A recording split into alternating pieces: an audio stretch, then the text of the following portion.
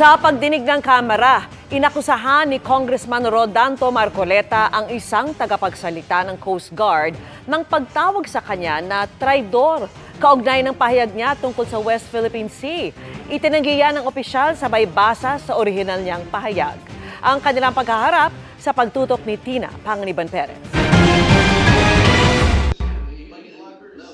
Sa Tri-Committee hearing ng Kamara kanina, kinompronta ni Sagip Party List Representative Rodante Marcoleta si Philippine Coast Guard Commodore J. Tariela. Kaugnay yan ng reaksyon ni Tariela sa sinabi ni Marcoleta na walang West Philippine Sea kahit tingnan sa mapa. You just called me a traitor, sir. I did not use the word traitor. Let me read my post on X. I stand by the statement of President Bongbong Marcos when he said, ang West Philippine Sea ay hindi katang-isip natin lamang. Ito ay atin, ito ay mananatiling atin hanggang nag-aalab ang diwa ng ating minamahal na bansang Pilipinas. Hearing someone claim that the West Philippine Sea is merely a fabrication of the Philippine government is a disservice and an embarrassment to their entire party, the organization he belonged to, and even their own family.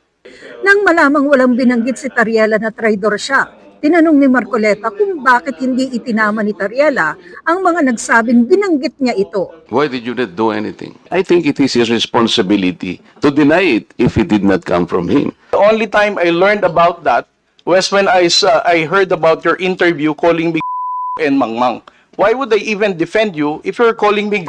That is one of the ill effects of fake news or misinformation. Idiniin ni Philippine Coast Guard Commodore J. Tariela ang halaga ng paglaban sa fake news, lalo na tungkol sa West Philippine Sea.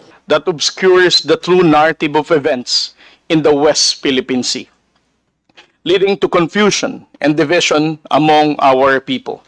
Pero may ilang pro-China vloggers pa umano ang nagpapakalat ng mga mali o misleading post. We have seen a significant increase in pro-China trolls.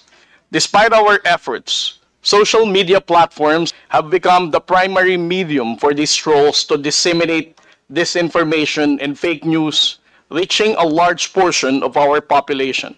Ilang vloggers naman ang bibigyan ng sabpina dahil sa hindi pa rin pagsipot sa pagdinig. Para sa GMA Integrated News, Tina Panganiban Perez, nakatutok 24 oras.